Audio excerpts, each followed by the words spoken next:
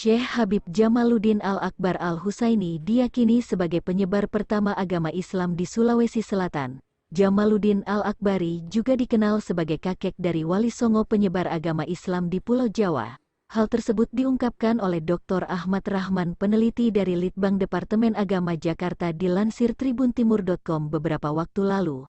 Makam Syekh Jamaluddin di Desa Tosora, Kecamatan Majaeleng, Kabupaten Wajo, Sulawesi Selatan. Menurut Ahmad, Syekh Jamuddin datang di Sulsel khususnya pada tahun 1320 Masehi. Jadi dia adalah kakek dari 8 sunan yang menyebarkan Islam di Jawa, kecuali Sunan Kalijaga. Kata Ahmad, Presiden Ri Gus Dur 2 kali ziarah ke makam Syekh Jamaluddin di Tosora semasa menjabat presiden.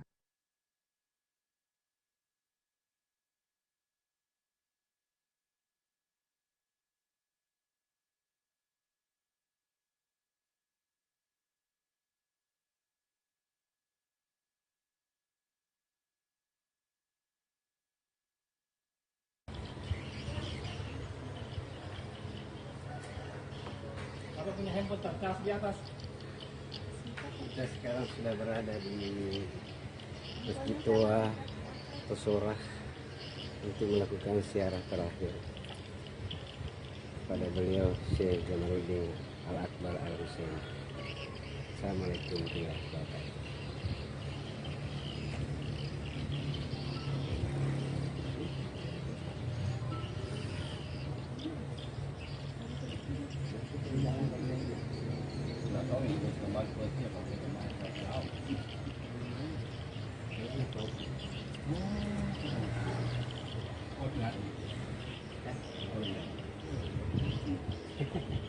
Jangan bersama aja.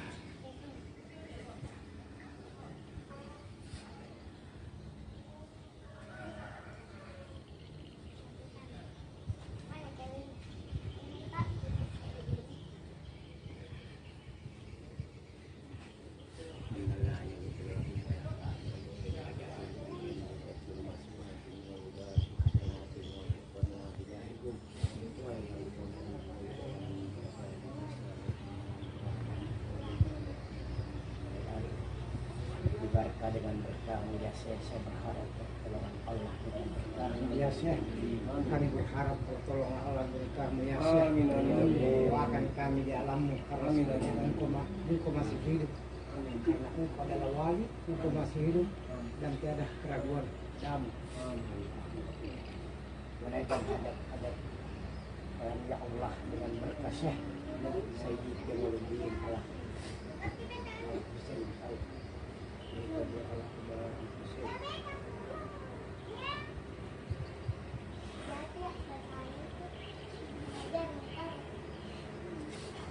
Sini boy, sini boy.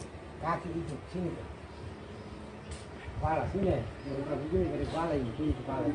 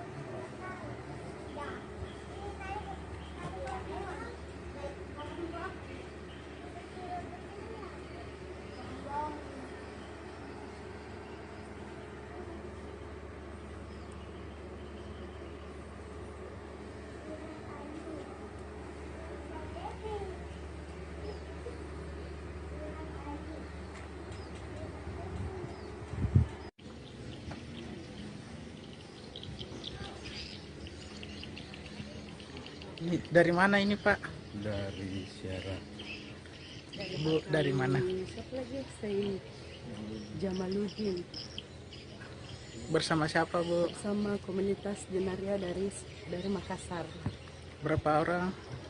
Kurang lebih 20 orang Makasih Bu. Maaf Iya. siapa namanya Bu? dengan Ibu Susilawati. Makasih, Bu. Iya.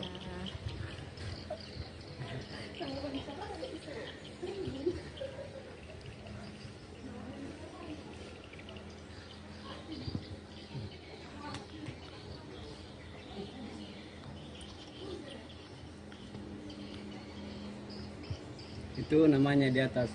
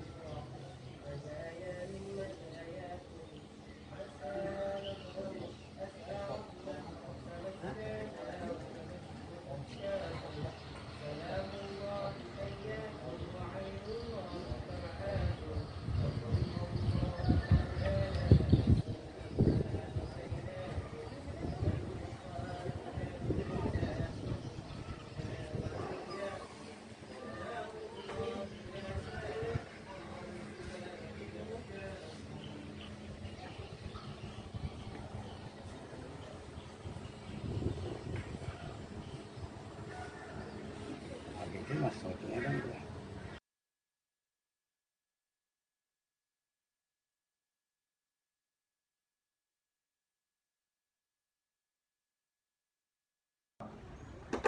lomba hijau burung, dan pasar rakyat. Sumber pendanaan adalah dari bantuan pemerintah daerah setanah Luwu, bantuan dari sponsorship, dan bantuan dari Wijato Luwu.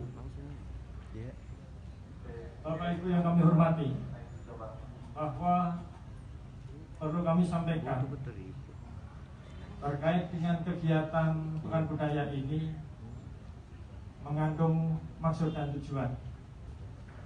Tujuannya adalah kita bersama-sama kembali bersatu seluruh Wijato Luwu untuk menumbuhkan, memelihara, menjaga, dan sekaligus melestarikan adat dan budaya Kedatuan atau Tanah Luwu di bumi Nusantara.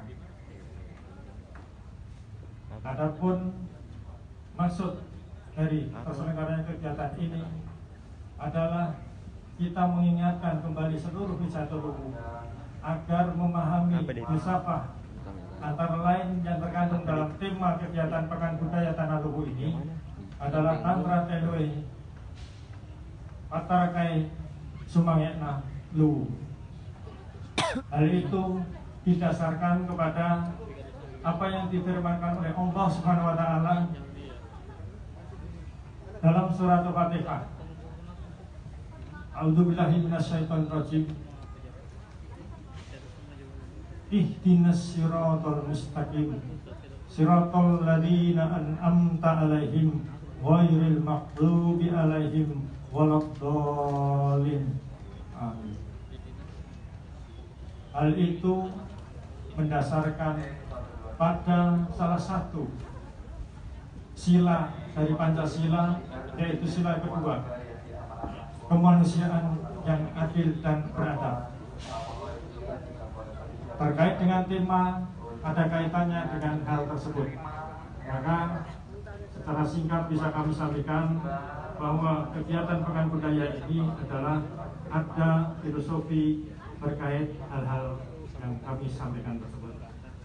Bapak Ibu hadirin yang kami hormati, kami ucapkan terima kasih kepada seluruh pihak yang sudah mencurahkan perhatian, pemikiran, tenaga, sumbangsih, kontribusi apapun dari pemerintah daerah Sekota Luwu, sekabupaten yang ada, OPD, SKPD dari pemerintah daerah seluruh raya. Karena tanpa dukungan dari beliau, kami mustahil untuk melaksanakan amanah dari Yang Mulia Sri Badik Luwu ke-40 untuk menyatukan visi kita semua. Hal ini juga tidak lepas dari peran aktif dari kita, yaitu Dato' Luwu ke-40. Hadirin yang kami hormati, bahwa pelaksanaan kegiatan ini ada kami rangkaikan dengan pasar rakyat. Hal ini kita lakukan karena kita memahami COVID-19 sudah kita alami bersama hampir 3 tahun. Untuk itu sedikit memberikan hiburan kepada masyarakat dan melibatkan UKM, UMKM yang ada seluruh rakyat. Untuk itu ada tema yang kami pesankan kepada seluruh hadirin yang hadir pada kesempatan kali ini, kepada seluruh pengusaha yang berkiprah di Luwu Raya ini, yaitu UKM sebagai pilar keanekaragaman budaya ekonomi nasional. Kita paham bahwa UKM sampai saat ini masih mampu bertahan dengan kondisi akibat COVID yang menerpa kita semua. Sebagai ilustrasi, pengusaha besar di Bali, perhotelan, ataupun pengusaha yang berinvestasi dimanapun selain di Bali sangat merasakan dampaknya dan nyaris pahit. Tetapi ketahanan masyarakat di dalam perekonomian ternyata masih memberikan pengaruh positif dan mampu bertahan sampai saat ini, yaitu para pelaku usaha mikro, kecil, dan menengah. Demikian yang bisa saya sampaikan dalam kesempatan kali ini. Sebelum mengakhiri, kami sekali lagi atas nama panitia pelaksanakan kegiatan Pekan Budaya Tanah Luwu memohon maaf apabila dalam pelaksanaan dan penyelenggaraan kegiatan yang berlangsung dari tanggal 17 sampai tanggal 23 Januari 2022 ini ada yang kurang berkenan. Segala kekurangan adalah atas keberatan dari pribadi. Kami panitia mengucapkan selamat datang dan selamat menikmati kegiatan maupun sajian yang sekedarnya. Kami tidak bisa menyajikan lebih dari yang diharapkan Bapak Ibu seluruh hadirin yang ada pada saat ini, kecuali hanya mengucapkan terima kasih dan mohon maaf atas kekurangan, kekhilafan yang kami sajikan kepada Bapak Ibu hadirin semua.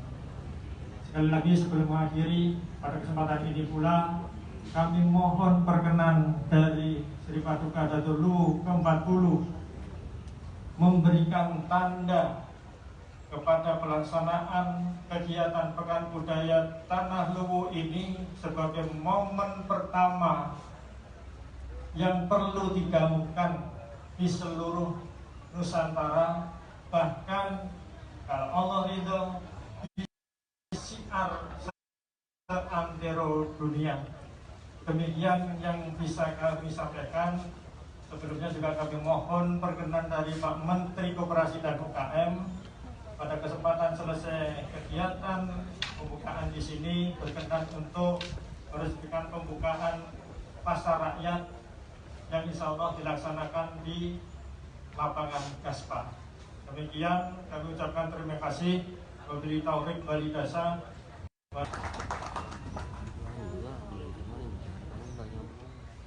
Selanjutnya, menandai acara akan dirangkaikan pemukulan gong. Untuk itu kami undang dengan hormat Yang Mulia Datu Luwu ke-40 Bapak Haji Andi Maradang Bakulau SH Oku Tobau untuk melakukan pemukulan gong.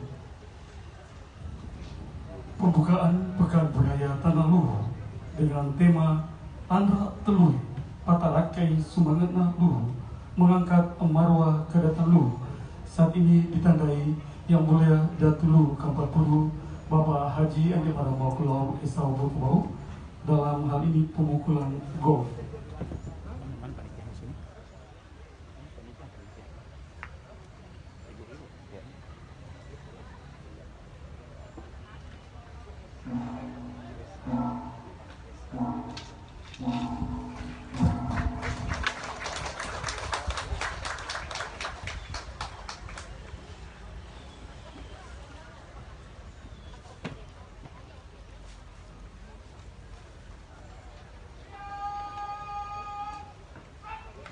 Pengibaran bendera kedatuan.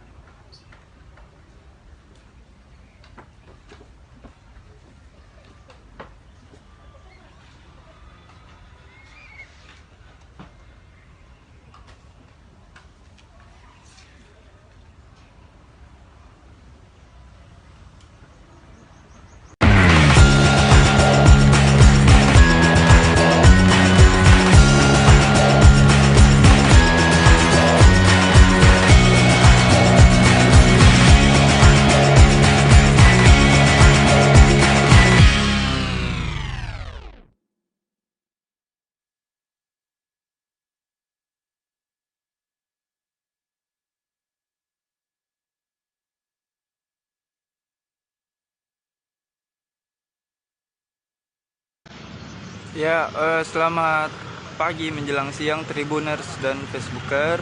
Sekarang kita berada di Pasar Sentral Lakesi, Kota Parepare. Nah, kali ini ada kegiatan vaksinasi di Pasar Lakesi ini yang menyasar kemudian siswa SMA dan juga lansia seperti itu. Nah, ya mari kita lihat vaksinasi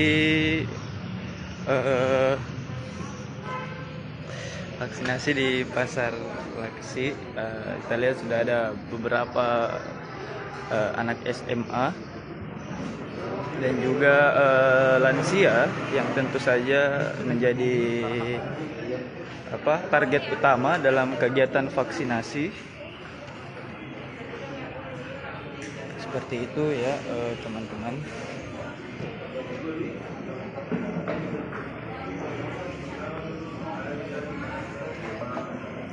Nah, ya seperti yang kita lihat ini sudah ada beberapa anak SMA yang melakukan vaksinasi.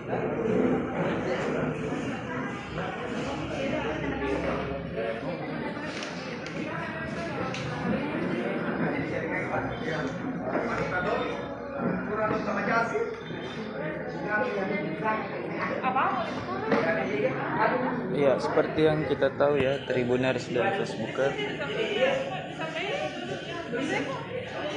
bahwa angka vaksinasi untuk dosis 1 dan dosis 2 bagi lansia masih belum cukup untuk mencapai target, dan juga tapi untuk siswa atau remaja SMA sudah lumayan banyak. Namun walaupun seperti itu, kegiatan vaksinasi tetap terus digencarkan mengingat adanya wabah baru dan juga dilangsungkannya PTM di Kota Parepare.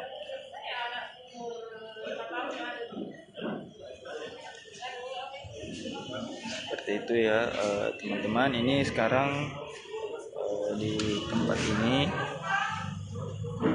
sudah ada giat vaksinasi.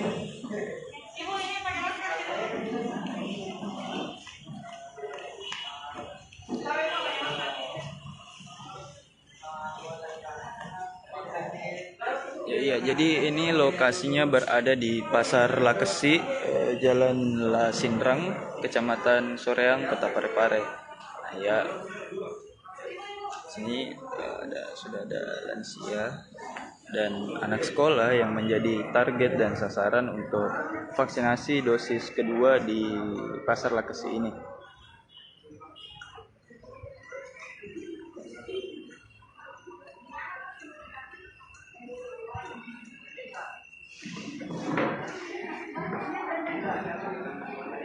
Seperti ini suasananya, memang tidak terlalu ramai mengingat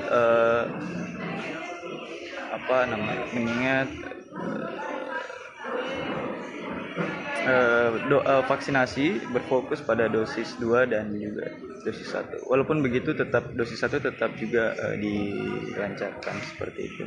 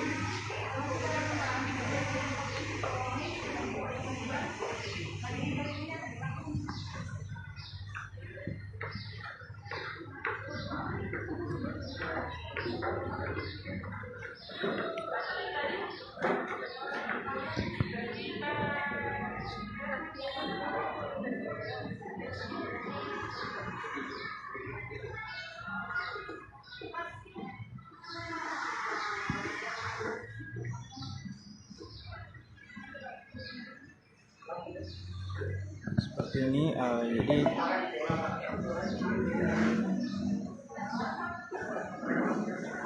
Jadi ya, diketahui bahwa siswa dan siswi ini berasal dari SMA Negeri 6 Parepare ya teman-teman.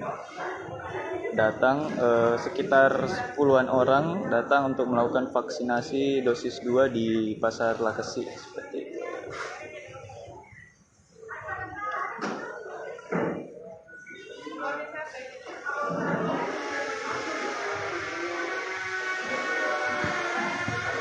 Ya, mungkin cukup sekian pemantauan kita di giat vaksinasi Pasar Lakesi, Kota Parepare. Terima kasih atas perhatiannya. Wassalamualaikum warahmatullahi wabarakatuh.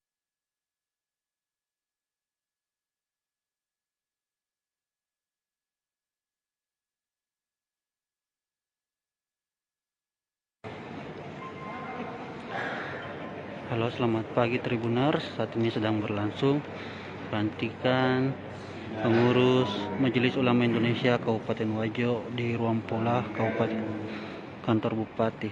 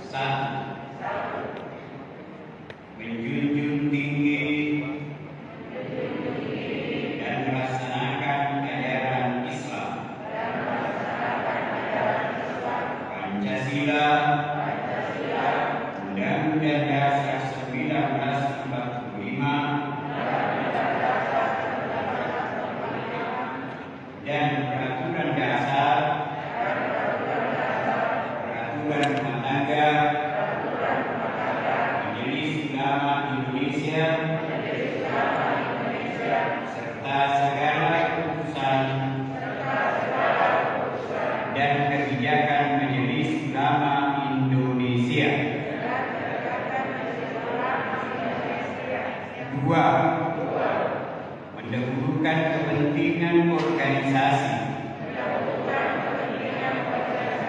di atas kepentingan pribadi dan tidak siap sedia sebagai pengurus Majelis Ulama Indonesia berkhidmat melayani umat. Syukran jazakallah.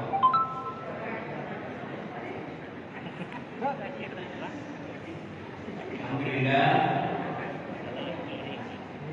Selanjutnya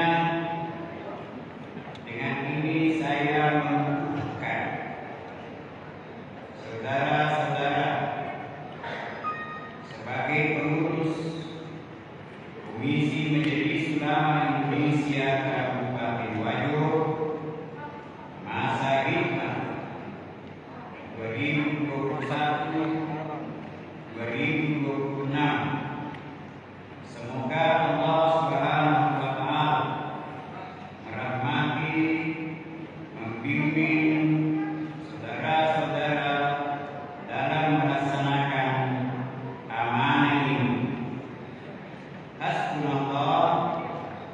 ni'mal wakil, ni'mal maula, wa ni'man nasir. La haula wa la quwwata illa billah aliyyil azim. Singkat 14 Jumat lahir 1443 Hijriah, tepatan 17 Januari 2022, Dewan Pimpinan Majelis Ulama Indonesia Kabupaten Wajo, Ketua Umum Muhammad Yunus Pesantren Syekh Anbar, Cap Datang. Terima kasih Ketua Umum MUI Kabupaten Wajo. Disilakan kembali ke tempat.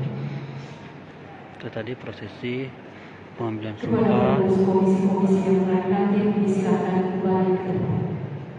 Itu tadi prosesi pengambilan sumpah dan pelantikan para pengurus Majelis Ulama Indonesia Kabupaten Wajo.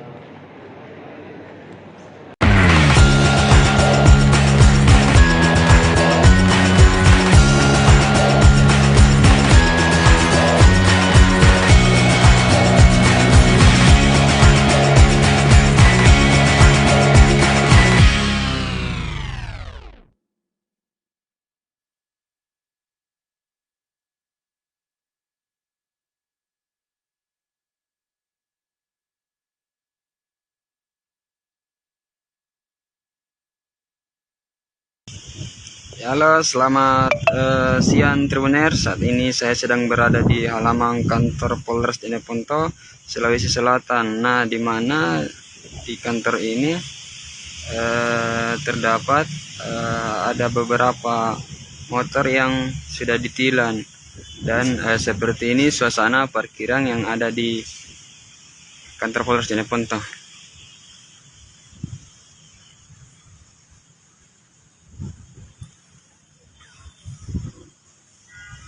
Nah, di parkiran motor yang sudah ditilang ini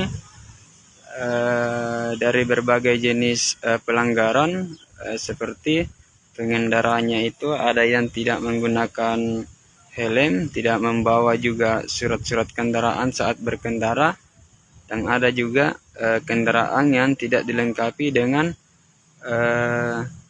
rangka kendaraan. Nah, kalau untuk motor yang ditilang ini ada sekitar 15 motor. Nah, seperti ini suasana parkiran yang ada di motor, yang ada di Polres. Nah, adapun motor yang sudah ditilang itu yang sudah dikasih rantai, diikat rantai, adalah motor yang ditilang sudah lama, tetapi pemilik kendaraan tidak datang untuk mengambil. Mungkin karena motor tersebut tidak dilengkapi dengan surat-surat atau bukti kepemilikan kendaraan. Nah, selain parkiran motor yang sudah ditilang ini, ada juga parkiran motor khusus untuk kecelakaan. Nah, seperti ini motor yang di barang bukti kecelakaan.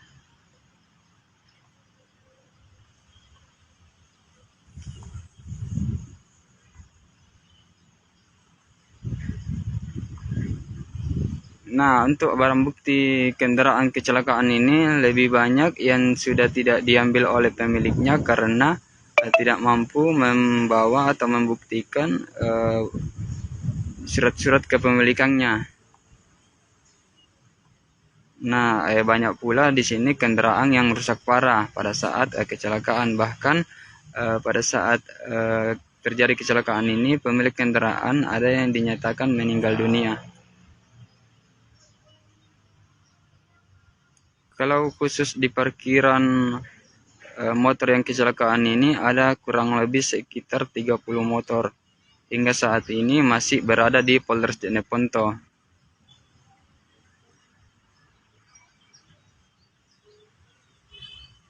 Dan apabila pemilik kendaraan ingin mengambil kendaraannya, pihak kepolisian hanya meminta untuk bukti tanda kepemilikan kendaraan. dan melengkapi seluruh kendaraan yang kurang rangkanya. Nah, seperti ini suasana parkiran kendaraan yang habis kecelakaan.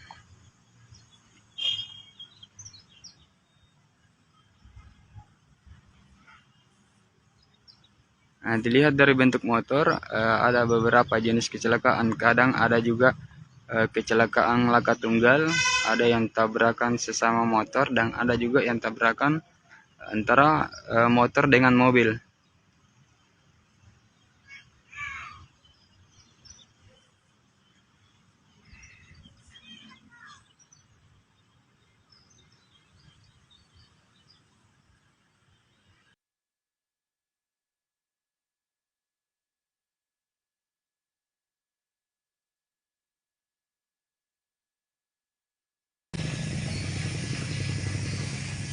Pemirsa Tribuners, siang hari ini kami sedang berada di Jalan Poros, Desa Baru ke Desa Sautanre, Kecamatan Sinjai Tengah, Kabupaten Sinjai, Provinsi Sulawesi Selatan, atau tepatnya berada di jalan akses menuju objek wisata alam atau objek wisata Gunung Bukit Bulu Lanceng. Nah, ini adalah akses yang menuju ke objek wisata tersebut. Mulai mengalami kerusakan dan sangat sulit untuk dilewati, pemirsa. Butuh perjuangan. Kita lihat permukaan aspal sudah tidak utuh lagi.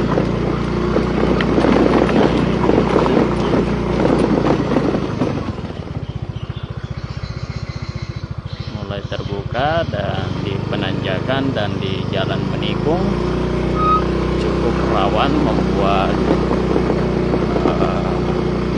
pengguna jalan mengalami ketergangan lalu lintas.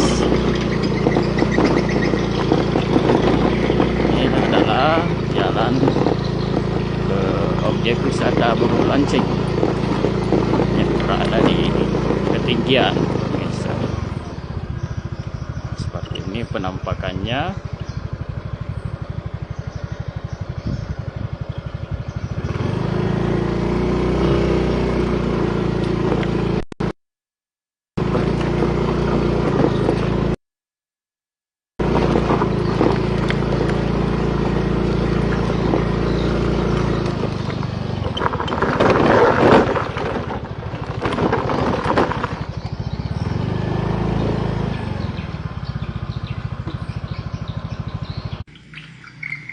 Ya, selain jalanan yang susah dilewati, pemirsa, seperti ini ada pengendara yang sedang berjuang untuk melewati jalan nanjakan.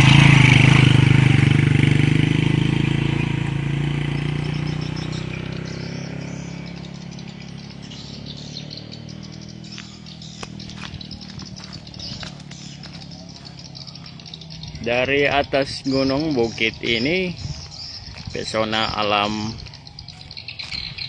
Kecamatan Sinjai Tengah cukup cantik sekali, estetik sekali dilihat dari ini. Ini di depan gunung-gunung merupakan wilayah bagian kaki pegunungan Bawah Karaing untuk wilayah bagian timur di wilayah Kabupaten Sinjai, maksud saya.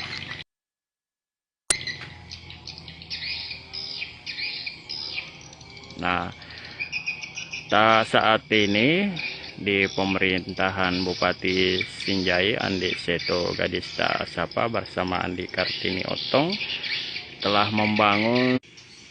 memiliki panjang jalanan yang sudah dibangun sekitar 200 km lebih, jalan mulus dari jalan semula jalan rusak seperti ini, kemudian dibangun menjadi jalan mulus atau hot mix. Dari 400 km lebih dan 200 km lebih kemudian sudah menjadi jalan mulus. Dan hingga saat ini masih pemerintah Kabupaten Sinjai tengah menggenjot pembangunan jalan-jalan yang rusak yang berada di wilayah kecamatan, wilayah desa di pelosok Kabupaten Sinjai di 8 kecamatan kecuali di Pulau 9. Dan infrastruktur oleh Bupati Sinjai Andi Gadis Dasapa melihat bahwa infrastruktur menjadi salah satu kebutuhan yang paling mendesak bagi masyarakat di pelosok Kabupaten Sinjai. Nah, tujuannya untuk membangun jalanan tersebut yakni untuk mempercepat akses perekonomian masyarakat yang selama ini banyak yang terisolasi, banyak yang terkendala dengan akses jalan untuk membawa hasil buminya ke kota maupun ke pusat pasar-pasar seperti itu pemirsa, sehingga pemerintah Kabupaten Sinjai terus menggenjot pembangunan jalan rusak menjadi jalan mulus. Nah, bagi sejumlah yang ditemui Tribun Sinjai, sejumlah pelaku atau pengunjung wisata berharap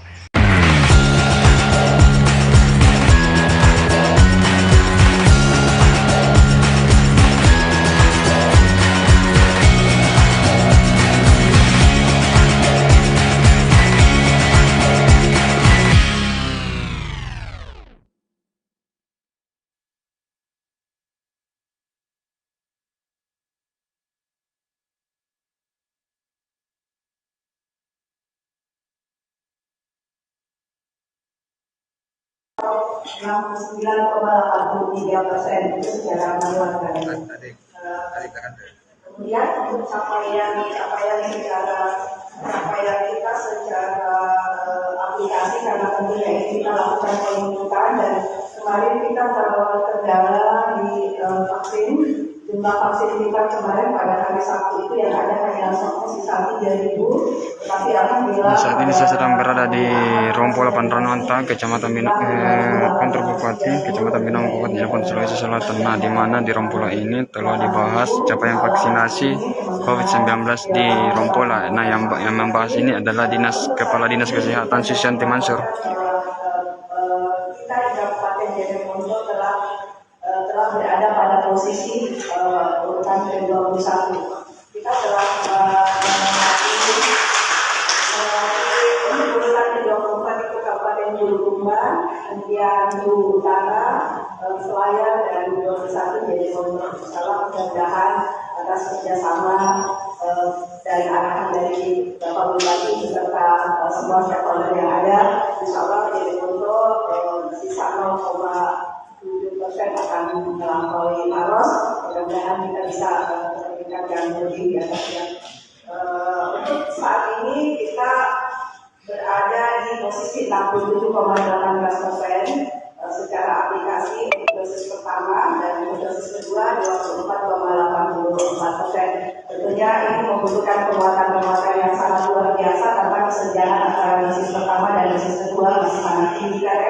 Mohon izin pada kesempatan ini kami mohon bimbingan dan arahan dari Bapak Bupati berkaitan dengan pelaksanaan vaksinasi kita ke depannya.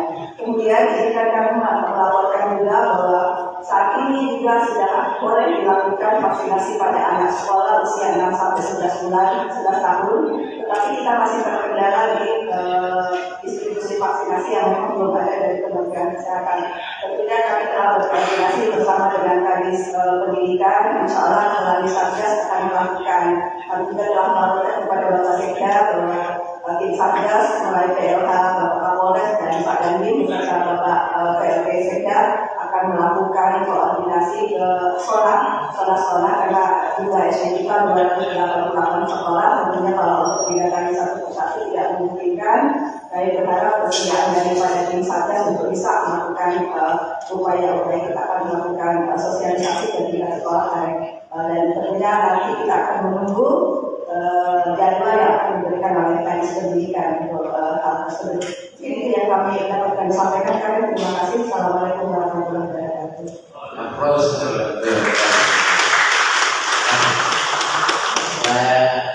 bicara dulu pada besok bagaimana langkah-langkah berikutnya terhadap vaksinasi sasaran kita anak sekolah di bawah SMP maupun SD.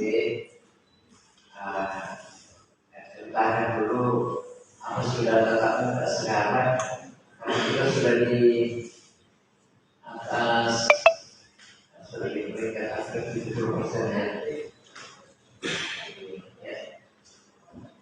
Baik, terima kasih Bu Bupati.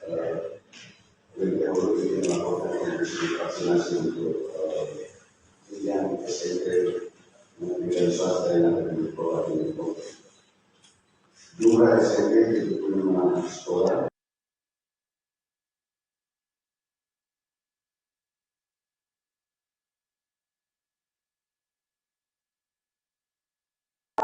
Yang 9,83% itu secara manual. Kemudian untuk capaian kita secara aplikasi, karena tentunya ini kita lakukan penunjukan dan kemarin kita terkendala di vaksin. Jumlah vaksin kita kemarin pada hari Sabtu itu yang ada hanya sisa 3.000, tapi alhamdulillah. Saat ini saya sedang berada di Rompo 8 Ranwanta, Kecamatan Kantor Bupati, Kecamatan Minang, Kabupaten Cirebon, Sulawesi Selatan. Nah, di mana di Rompola ini telah dibahas capaian vaksinasi COVID-19 di Rompola. Nah, yang membahas ini adalah Kepala Dinas Kesehatan Susianti Mansur.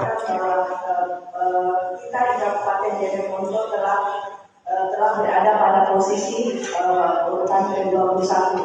Kita telah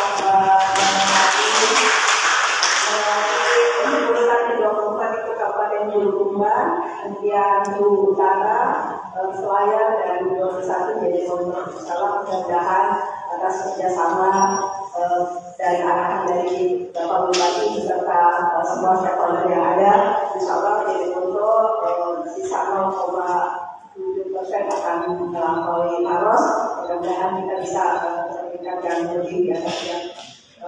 Untuk saat ini kita berada di posisi 67,18% secara aplikasi untuk dosis pertama, dan untuk dosis kedua 24,84%. Tentunya ini membutuhkan penguatan yang sangat luar biasa karena kesediaan antara dosis pertama dan dosis kedua masih sangat tinggi kan. Mohon izin pada kesempatan ini kami mohon bimbingan dan arahan dari Bapak Bupati berkaitan dengan pelaksanaan vaksinasi kita ke depannya. Kemudian izinkan kami melaporkan juga bahwa saat ini juga sudah boleh dilakukan vaksinasi pada anak sekolah usia 6 sampai 11 tahun, tetapi kita masih terkendala di distribusi vaksinasi yang memang belum ada dari Kementerian Kesehatan. Tentunya kami telah berkoordinasi bersama dengan Kadis Pendidikan, insya Allah melalui Satgas akan melakukan. Kami juga telah melaporkan kepada Bapak Sekda bahwa tim Satgas melalui PLH Bapak Kapolres dan Pak Dandim beserta Bapak PLT Sekda akan melakukan koordinasi ke sekolah karena jumlah SD kita 288 sekolah. Tentunya kalau untuk didatangi satu persatu tidak memungkinkan. Saya berharap persediaan daripada tim Satgas untuk bisa melakukan upaya-upaya. Kita akan melakukan sosialisasi ke tingkat sekolah dan tentunya nanti kita akan menunggu jadwal yang akan diberikan oleh Kadis Pendidikan untuk hal tersebut. Ini yang kami dapatkan sampaikan. Kami terima kasih. Assalamualaikum warahmatullahi wabarakatuh.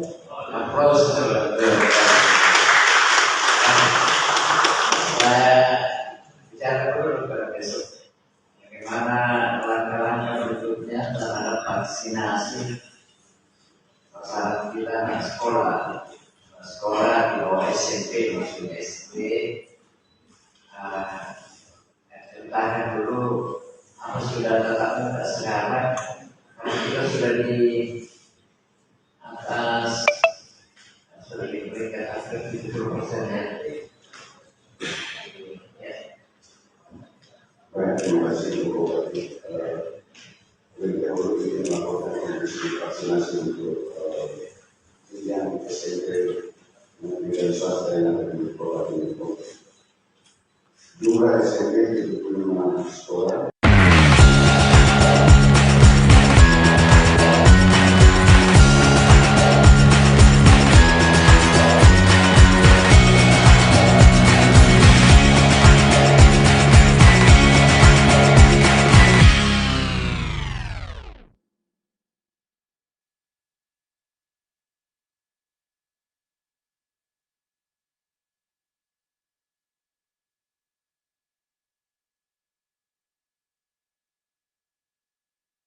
Dokter benar, saat ini saya akan melaporkan di Dinas Kesehatan Kabupaten Goa, di mana di sini ada 53.800 dosis vaksin Sinovac bagi anak tiba di Dinas Kesehatan Kabupaten Goa.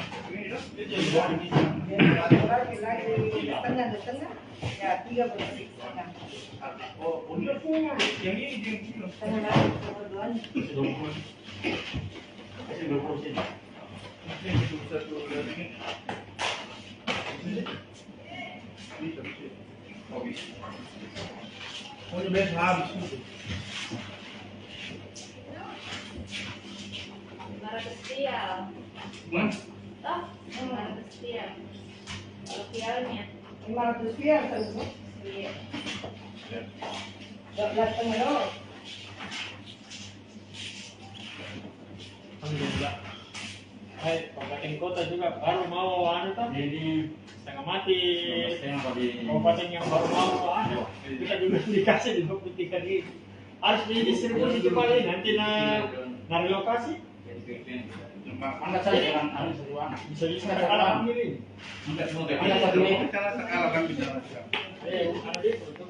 Caranya dari sini. Tidak bisa nih karena ini memang untuk Goa. Iya, cuma kan kita bilang terbatas ini nanti setelah ini. Cuma kita dengan mereka ini. Makanya saya juga bingung. Walaupun juga sudah anti vaksinasi. Iya, dia sudah jauh. Ini kelebihan. Sini. Masih. Dokter duluan.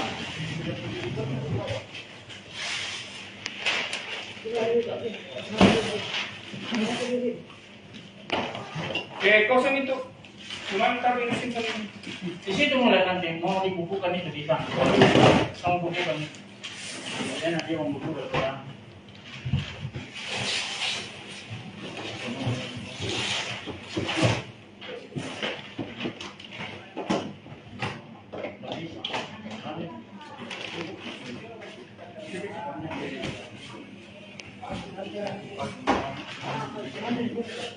Bisa di sini. Ada di lomba kredita. Ada di grup lomba kredit untuk anak. Menjadi masalah apa ya itu kalau tidak mau ambil kredit yang saya kasih saya pulang di kampungnya kalau tidak mau kredit. Dari dulu tidak mau ambil ini. Kreditnya siapa ya? Nggak bisa. Nggak tahu kenapa ya. Nggak sudah diterima bayar di mana. Tapi taruh, nggak terlalu tidak. Saya punya mengaruh nggak tahu. Mengaruh lagi tadi, kurinya juga. Si dokter tidak sesuai ini kalau tidak mau. Ini baik nggak mau. Sebenarnya memang mengaruh. Itu dulu kan tidak tahu kenapa cara itu pelatihan semua kamu. Orang yang vaksinasi toh. Dia tidak masuk, kenapa dia lupa barangkali ya di mobil atau apa, nah dia bilang kalau begitu jangan pada saya keluar, jangan pada melayani udah kamu kan tujuannya nyari itu untuk apa? Kan kapasitas sebagai dokter harus training. Dia harus mau pelatihan ini. Enggak mau di training. Kenapa saya mau upaya tulis perkataan kalau tidak tulis bukan itu dokter harus begini. Kalau saya siapa ya tulis kota di ruang tahu. Kami dibuka dulu ini. Masih ada kosong.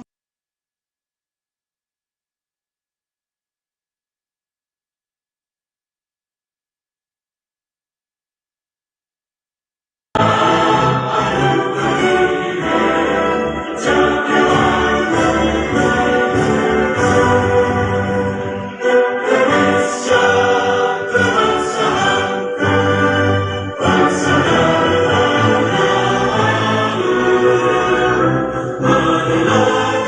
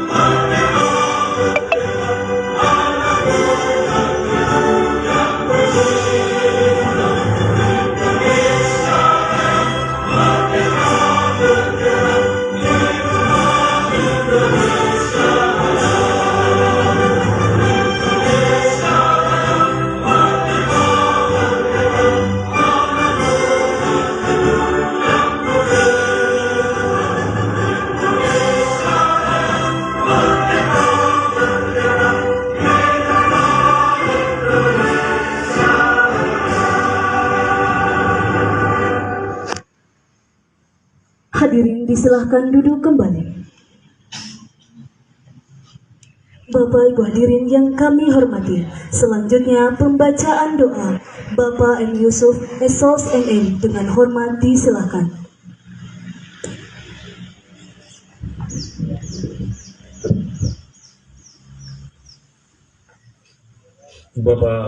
Bapak dan Ibu hadirin yang kami hormati, marilah sejenak kita menundukkan hati, menyerahkan segala upaya kepada Allah Subhanahu wa Ta'ala. Bismillahirrahmanirrahim. Allahumma salli ala Sayyidina Muhammad wa ala ali Sayyidina Muhammad. Ya Allah, Tuhan yang Maha Pengasih dan Penyayang, puji syukur kami panjatkan kehadirat-Mu atas limpahan nikmat dan karunia-Mu. Pada sore hari ini kami dapat berkumpul di tempat ini dalam rangka pembukaan kejuaraan tenis Bank Sulsel Bar Cup pertama. Semoga kegiatan ini tercatat sebagai amal ibadah kepadamu ya Allah. Ya Allah, ya Qadir, jadikanlah kegiatan ini sebagai tonggak perjuangan kami untuk memasyarakatkan olahraga tenis lapangan guna meraih derajat kesehatan menuju insan yang kuat, tangkas, berintegritas, sportif dan disiplin.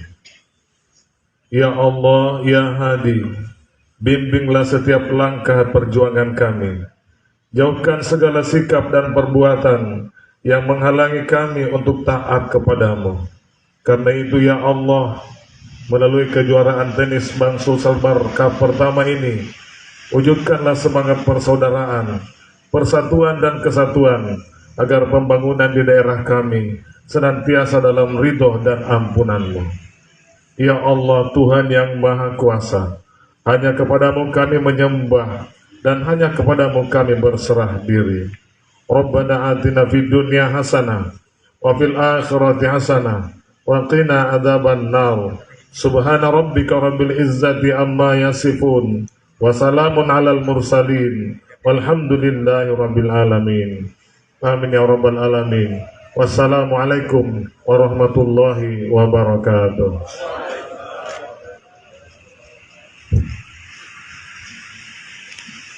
Bapak Ibu hadirin yang kami hormati, selanjutnya laporan panitia pelaksana Bapak Azwin Zulkarnain Esos MM dengan hormat disilahkan.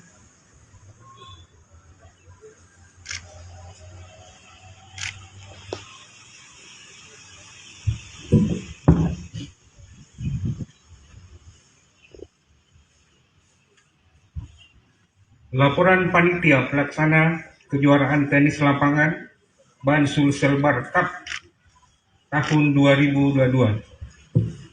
Bismillahirrahmanirrahim. Assalamualaikum warahmatullahi wabarakatuh. Salam olahraga. Yang terhormat dan kami banggakan Bapak Bupati Jeneponto, yang kami hormati Bapak Penjabat Sekretaris Daerah Kabupaten Jeneponto, Bapak Kapolres Jeneponto, Bapak Dandim 1425 Jeneponto, Bapak Kadispora Kabupaten Jeneponto, Bapak Pimpinan Ban Sulsel Bar Cabang Jeneponto, Ketua KONI Kabupaten Jeneponto, Ketua PLT Kabupaten Jeneponto, anggota DPRD Kabupaten Jeneponto, para manajer klub dan para pemain tenis peserta pertandingan. Puji syukur senantiasa kita panjatkan kehadirat Allah Subhanahu wa Ta'ala yang telah memberikan kesehatan dan kesempatan kepada kita semua, sehingga pada hari ini kita dapat hadir pada acara pembukaan kejuaraan tenis lapangan Ban Sulsel Bar Cup pertama. Tanpa juga kita kirimkan salam dan taslim kepada junjungan kita Nabi Muhammad SAW sebagai pencerah dan suri tauladan bagi kita semua dalam melaksanakan kehidupan keseharian kita. Perkenankanlah kami dari panitia pelaksana melaporkan pelaksanaan kejuaraan tenis lapangan Ban Sulsel Bar Cup pertama sebagai berikut. Dasar pelaksanaan. merupakan agenda dan program kerja PLT Kabupaten Jeneponto. 2. Sebagai salah satu kegiatan dalam rangka memperingati hari ulang tahun Ban Sulselbar yang ke-61 tahun 2022. Tujuan pelaksanaan untuk meningkatkan semangat mengolahragakan masyarakat, khususnya olahraga tenis lapangan. Peserta. Jumlah peserta dalam pertandingan ini adalah sebanyak 36 pasangan yang terdiri dari kategori eksekutif 10 pasangan dan kategori prestasi atau umum sebanyak 26 pasangan. Jadwal pertandingan. Pertandingan ini dilaksanakan dimulai tanggal 17 Januari 2022 dan direncanakan berakhir pada tanggal 27 Januari 2022. Pembiayaan. Biaya-biaya yang digunakan dalam pertandingan ini bersumber dari sponsor utama, yaitu Ban Sulselbar Cabang Kabupaten Jeneponto, Ketua PLT Kabupaten Jeneponto, serta simpatisan tenis, yaitu Kepala Dinas PUTR Kabupaten Jeneponto. Piala yang akan diperebutkan berupa uang pembinaan sebesar Rp7.500.000 untuk kategori eksekutif dan prestasi umum yang terdiri dari juara 1 sampai dengan juara 4.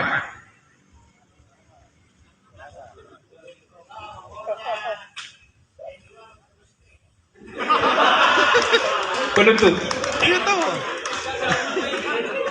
Demikian laporan ini kami sampaikan dengan harapan mari kita sukseskan pertandingan ini dengan menjunjung tinggi sportivitas antar pemain. Dan selanjutnya dimohon kepada Bapak Bupati Jeneponto untuk dapat memberikan sambutan dan pengarahan sekaligus membuka acara dengan resmi. Sekian dan terima kasih. Wabillahi taufiq wal hidayah. Wassalamualaikum warahmatullahi wabarakatuh.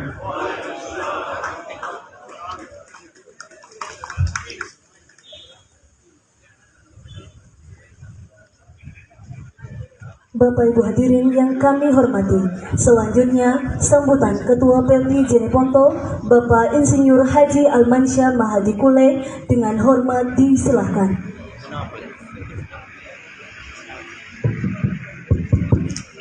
Bismillahirrahmanirrahim. Yang saya hormati Kepala Barinda Bapak Bupati Kabupaten Jeneponto, yang saya hormati Bapak Kapolres Jeneponto, yang saya hormati Bapak Dandim Kabupaten Jeneponto, yang saya hormati Bapak mewakili Kota DPRD Kabupaten Jeneponto, yang saya hormati Bapak Sekda Kabupaten Jeneponto, Bapak Kadispora, Pak Wakapolres, dan sponsorship kita hari ini adalah Bapak Pinca Sulselbar Kabupaten Jeneponto, Cabang Jeneponto. Syukur alhamdulillah kita panjatkan kehadirat Tuhan Yang Maha Esa atas rahmat dan hidayahnya kita dipertemukan di tempat ini.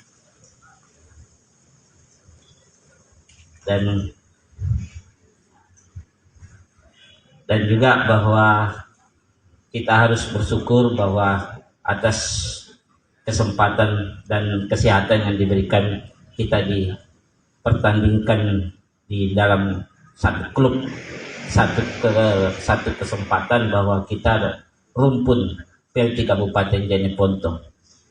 Sangat kita syukuri bahwa di dalam perkembangan PLT ini banyak Pak Bupati yang ingin menyumbangkan baik biaya, tenaga, dan sumber daya untuk mensukseskan PLT Kabupaten Jeneponto. Dan sekali lagi untuk hari ini kita diberikan kesempatan kepada Pinca Sulselbar.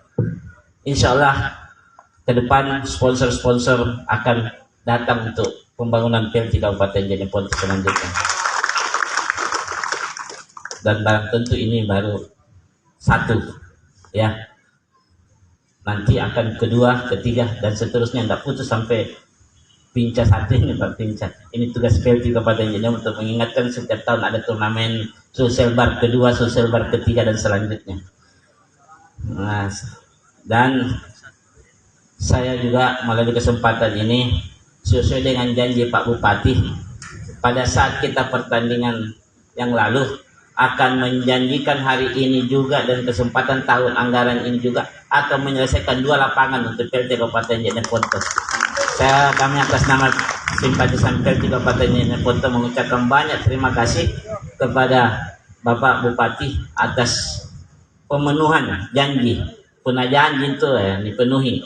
Insya Allah beliau akan jadi anggota DPR pusat. Nanti banyak janji-janji, nanti kita juga pasti dia nak kelupain jadi PLT na Jene Ponto. Saya kira itu sambutan saya. Saya berharap kepada Bapak sponsorship saya ucapkan banyak terima kasih. Jangan sampai bosan-bosan untuk menyemangati kita semua. Dan Bapak Bupati, saya berharap bahwa mari kebersamaan ini bisa dipupuk dan saya undang untuk memberikan sambutan sekaligus membuka acara pertandingan hari ini. Demikian, wabillahi taufiq wal hidayah. Wassalamualaikum warahmatullahi wabarakatuh.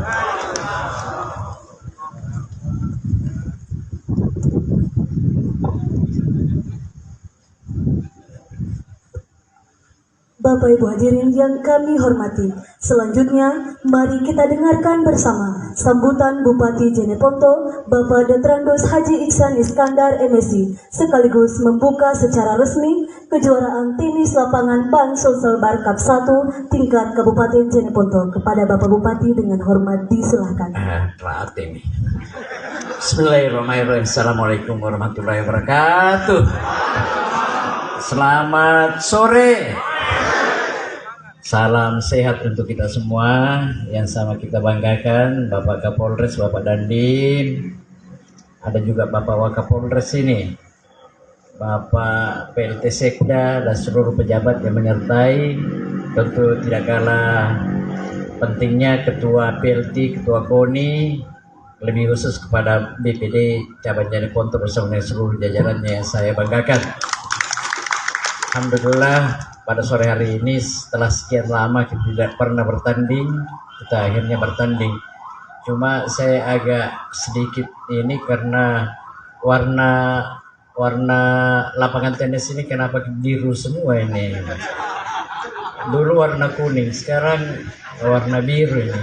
Apa partai PAN atau partai Demokrat ini? Jangan hubungkan antara olahraga dengan partai. Tapi biarlah, baju kos juga yang hadir sekarang banyak baju biru, biarlah. Saya punya teman ini yang baju kuning saja. Yang pertama saya ingin mengucapkan penghargaan dan terima kasih kepada PLT dan BPD yang sudah menyelenggarakan ini. Dan ini adalah salah satu wadah untuk kita tetap bersilaturahmi dan menjalin kekerabatan. Mudah-mudahan di tempat lain kita diundang juga Ketua PLT untuk bisa main di tempatnya sana sambil makan ikan dan sekaligus yang lain. Setuju? Nah, ini karena dalam rangka hari ulang tahun BPD, dulu BPD namanya Bang Sulselbar yang ke-61. Semoga dengan ulang tahunnya ke-61 Bang Sulselbar semakin jaya ke depan. Tadi saya dibisik-bisik sama kepala BPD, katanya Kersewan banyak uangnya tapi tidak ada uangnya di BPD.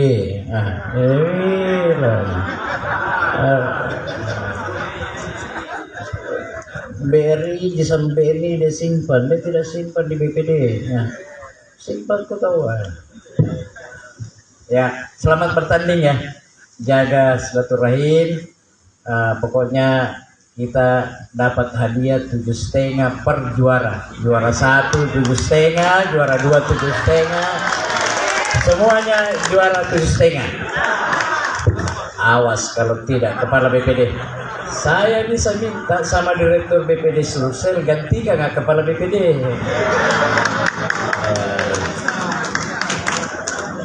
Tapi sore hari ini saya mau lawan dulu siapa yang terkuat di sini ya. Biar lawan Kapolres. Yang penting dia sama Waka, saya sama Dandim ya. Kita sikat, tidak ada Kapolres, tidak ada Waka. Dengan memohon dari Allah Subhanahu wa taala. Bismillahirrahmanirrahim. Pertandingan persahabatan dalam rangka HUT Bansur Selbar pertama di Jeneponto resmi saya nyatakan dibuka. Sekaligus peresmian lapangan PAN di sebelah.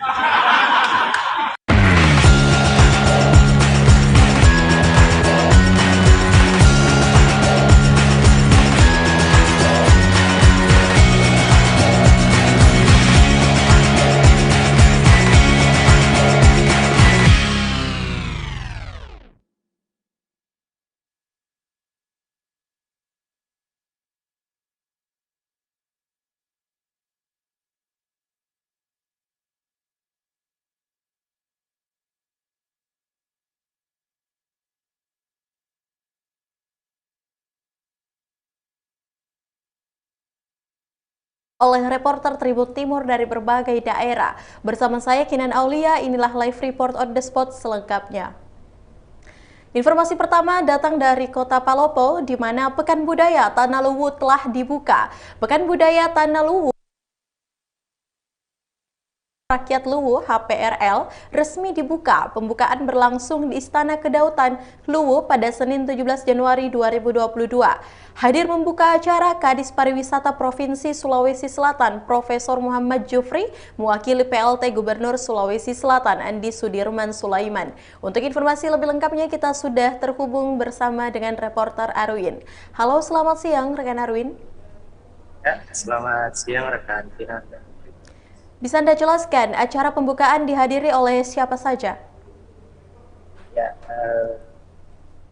dapat kami laporkan bahwa hari ini, pagi ini, Senin 17 Januari 2022, telah dibuka Pekan Budaya Tanah Luwu atau disingkat PBTL, yang merupakan rangkaian dari peringatan Hari Perlawanan Rakyat Luwu, yang mana agenda ini diperingati setiap tahunnya, dan kali ini dipusatkan di Kota Palopo, khususnya di Istana Kedaulatan Luwu sendiri.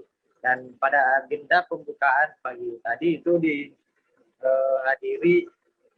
di mana rencananya kegiatan ini dihadiri oleh Menteri UMKM dan Koperasi, namun diwakili oleh staf ahlinya. Kemudian juga dibuka oleh Kadis Pariwisata Provinsi Sulawesi Selatan mewakili PLT Gubernur. Juga hadir 4 kepala daerah atau perwakilan Tanah Luwu, mulai dari Kabupaten Luwu, Kota Palopo, Kabupaten Luwu Utara, dan Kabupaten Luwu Timur, serta para anggota dewan dan para undangan-undangan lainnya, dan juga perwakilan kedatuan. Begitu rekan Tina. Kegiatan Pekan Budaya Tanah Luwu ini kira-kira berlangsung sampai berapa lama rekan Arwin? Ya, agenda ini bakal berlangsung selama 1 pekan hingga 23 Januari 2022 mendatang, yang mana 23 Januari ini merupakan hari tepatnya peringatan Hari Perlawanan Rakyat Luwu ini sendiri. Ya, apa saja rangkaian acara dalam kegiatan ini? Ya, dalam kegiatan sepekan ke depan ada banyak rangkaian acara, mulai dari street performance, kemudian pertunjukan seniman, kemudian pameran benda pusaka, kemudian pameran lukisan dan fotografi, pasar rakyat, kemudian ada ritual-ritual surek ilagaligo atau membaca surek ilagaligo, kemudian meruli arajang atau mengarak benda pusaka, kemudian pertunjukan seniman jalanan Luwu dan Luwu Timur. Juga ada live painting atau melukis di kawasan Lalemata, kemudian ada lomba baca puisi, sajak berbahasa daerah, kemudian pentas seni ada Macera Lolo, dan masih ada beberapa agenda lainnya hingga Minggu 23 Januari datang. Ya, baik rekan Arwin, untuk informasi yang telah Anda sampaikan, selanjutnya Tribuners kita akan menyaksikan hasil wawancara langsung yang telah dihimpun oleh reporter Tribun Timur bersama dengan Lutfi Amuti atau Opupa selaku bicara kedautan Luwu. Berikut liputannya. Dua hal penting dalam acara Pekan Budaya ini. Yang pertama, saya ingin mengingatkan kepada kita semua bahwa pemerintahan itu pada hakikatnya memiliki dua dimensi. Pertama, dimensi fisik atau dimensi struktural. Dan yang kedua adalah dimensi psikologis atau dimensi non-fisik. Di masa lampau, sebelum Indonesia merdeka, kedua dimensi ini berada di satu tangan. Berada di tangan Datu, baik sebagai kepala pemerintahan maupun sebagai kepala adat. Tapi sejak Datu Luwu Andi Jema menyatakan bahwa Kedatuan Luwu mendukung sepenuhnya berdirinya Republik Indonesia, berdiri di belakang Negara Kesatuan Republik Indonesia, dan menyatakan wilayah Kedatuan Luwu adalah bagian dari wilayah NKRI, dan menyatakan bahwa seluruh aparat kerajaan Luwu adalah aparat pemerintah RI, maka sejak itu pada hakikatnya dua dimensi ini terpisah. Dimensi struktural berada di tangan struktur pemerintahan, sementara dimensi psikologis berada di Dewan Adat. Dimensi psikologis ini tugasnya adalah menjaga hakikat marwah dari keberadaan masyarakat yang selama ini. Ya, itulah tadi hasil wawancara bersama dengan Lutfi Amuti selaku Opupa bicara Kedatuan Luwu. Dan terima kasih rekan Arwin langsung melaporkan dari Kota Palopo untuk informasi Anda dan selamat bertugas kembali. Ya, baik Tribuners, kita melangkah ke informasi berikutnya, di mana meski dalam kondisi pandemi COVID-19, produktivitas pertanian di Baru meningkat selama 2021. Seusai jeda berikut.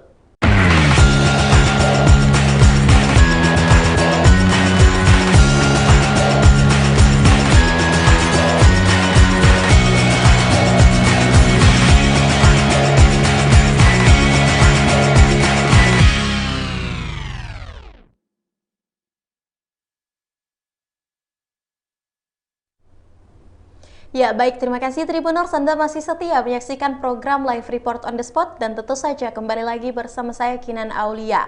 Informasi berikutnya datang dari Kabupaten Baru, di mana meski dalam kondisi pandemi COVID-19, produktivitas pertanian di Baru meningkat selama 2021. Meski di masa pandemi COVID-19, produktivitas pertanian di Baru terus meningkat. Selama 1 tahun pada 2021, sektor pertanian di Baru memberikan kontribusi yang positif. Capaian itu merupakan produktivitas tertinggi. Produktivitasnya dari 24 kabupaten di Sulawesi Selatan. Untuk informasi lebih lengkapnya kita sudah terhubung bersama dengan Darullah. Halo, selamat siang rekan Uul. Ya, siang Kinan. Boleh Anda jelaskan bagaimana perkembangan pertanian di Baru? Ya, Tribuners diinformasikan bahwasanya perkembangan pertanian di Kabupaten Baru selama masa pandemi ini dilaporkan meningkat. Jadi dari sektor pertanian padi, jagung, bawang, ubi, cabai, nanas dan buah-buahan lainnya di Kabupaten Baru ini selama 2021 dilaporkan meningkat. Tentunya hal itu didukung dari berbagai faktor, diantaranya yaitu seperti inovasi-inovasi dari Dinas Pertanian sendiri untuk tetap terus mendorong bagaimana perkembangan sektor pertanian di Kabupaten Baru itu sendiri. Keyakinan. Ya, baik, selanjutnya berapa persen perkembangan pertaniannya selama 2022 ini, rekan Uul? Ya, jadi pertanian di Baru ini selama tahun 2021 itu meningkatnya sebanyak 2,27%. Jadi selama tahun 2001 itu meningkatnya pertanian di Baru yaitu 2,27%. Sedangkan dari ramalan 3 BPS 2021, produksi padi di Baru itu capai 135,955 ton per tahunnya dengan produksi sebanyak 61,72 kuintal per hektar. Jadi dari paparan tersebut realisasinya itu realisasi penanaman itu 24,32 hektar. Jadi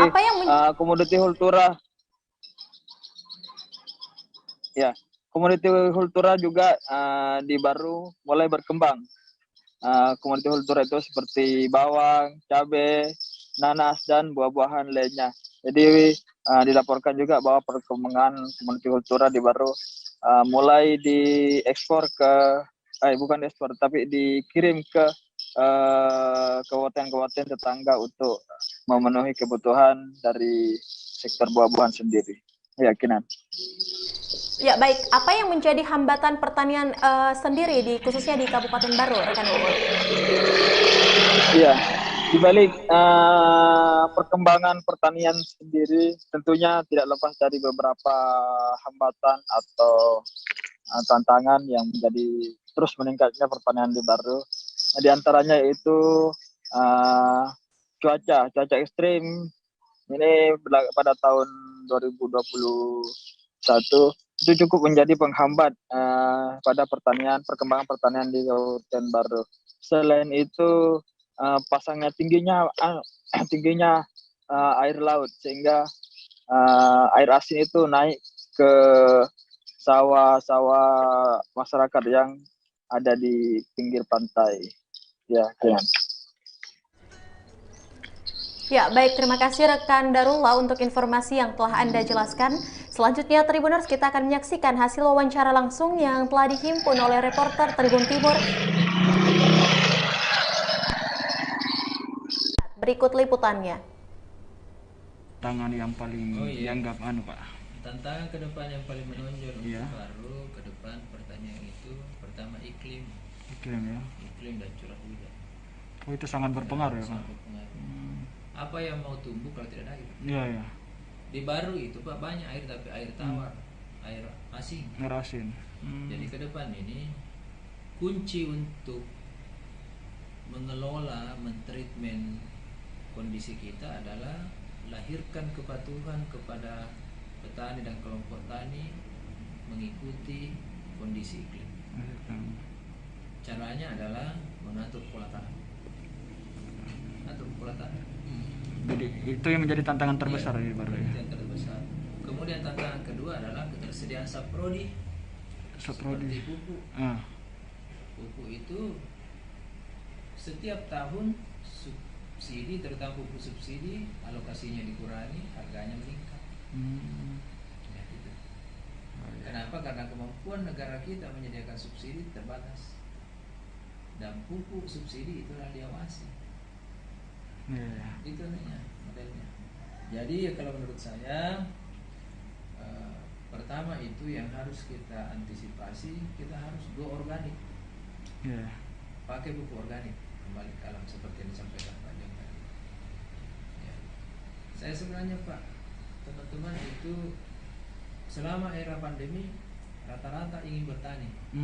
Bayangkan saja pegawai sudah turun bersawah, teman-teman dari aparat, dari TNI, dari polisi banyak bertani. Kenapa dia bertani? Karena bertani itu adalah sehat. Bertani itu adalah pasti. Tinggal alam mami ditanya, bagaimana kesiapannya alam. Nah, untuk itu kami di sini namanya petugas BMKG. BMKG itu setiap saat kita akses. Kita akses hasil kajiannya. Hasil kajiannya diakses dia supaya kita tahu bahwa begini dia. Berarti itu pendeteksian cuaca ya Pak? Iya, BMKG ya. itu harus dipahami, harus dimengerti. Karena kalau dia tidak diikuti itu khawatirnya nanti akan berimplikasi negatif. Ya. Saya kira seperti itu. Itu barangkali yang terpenting karena di sisi lain kita ini memang harus memakai prinsip-prinsip. Sama Pak Joni tadi. Ya, itulah tadi hasil wawancara bersama dengan Kepala Dinas Pertanian Pemerintah Daerah Baru, Bapak Ahmad. Dan terima kasih rekan Darullah yang langsung melaporkan dari Kabupaten Baru untuk informasi Anda. Dan selamat bertugas kembali. Baik Tribuners, kita melangkah ke informasi berikutnya. Bayi 7 bulan meninggal dalam ambulans setelah jeda berikut.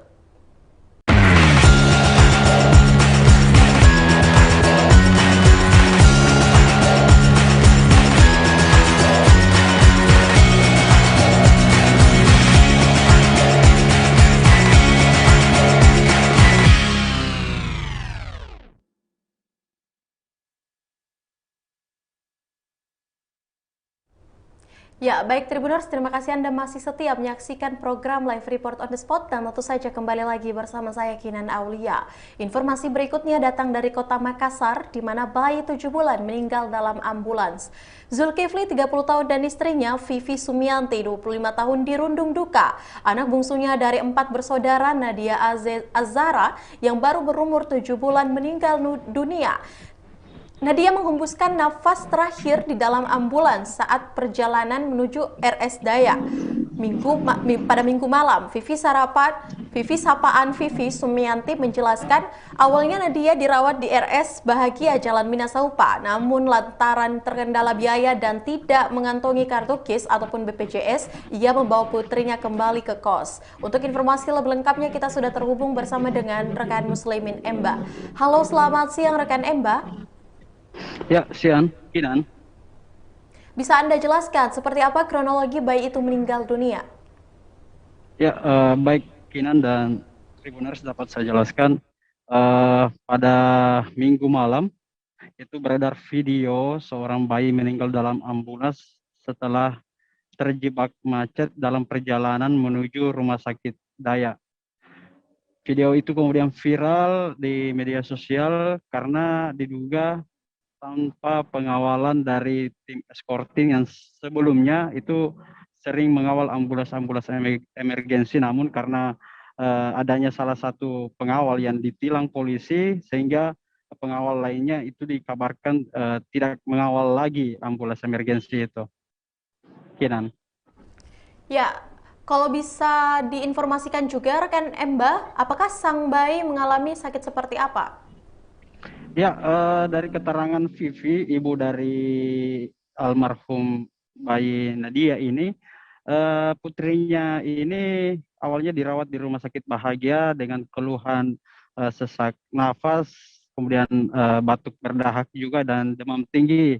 Namun karena terkendala biaya begitu dan tidak ada kartu jaminan kesehatan ataupun BPJS, dia pun membawa bayinya kembali ke kosnya di Jalan Karunrung.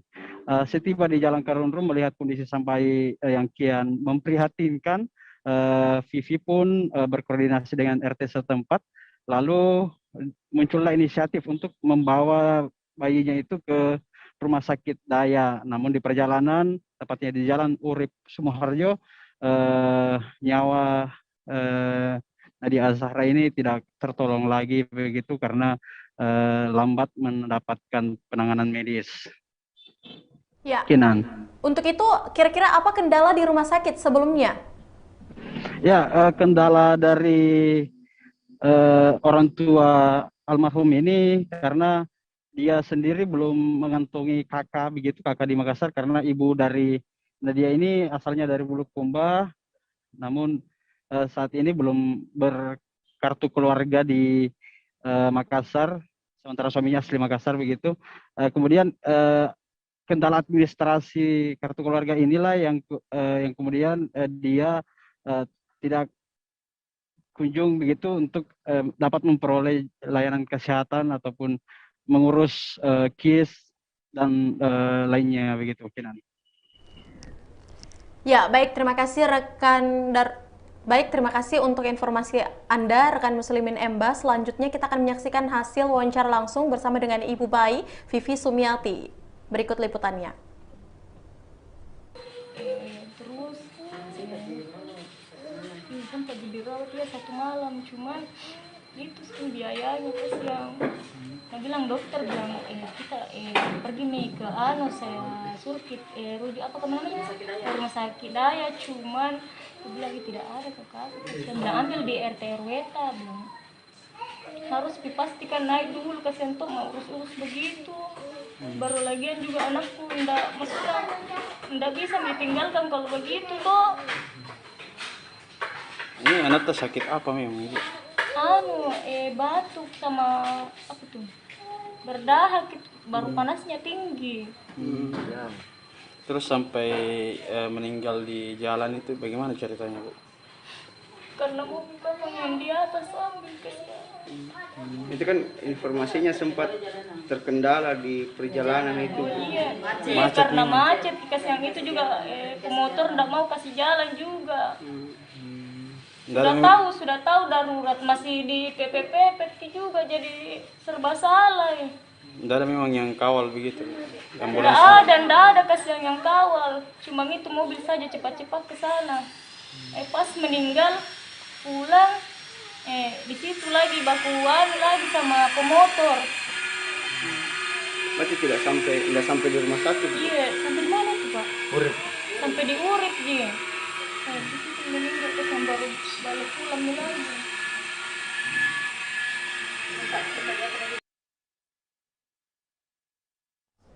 Ya, itulah tadi hasil wawancara yang telah dihimpun oleh reporter Tribun Timur bersama dengan Ibu bayi, ada Ibu Vivi Sumiati.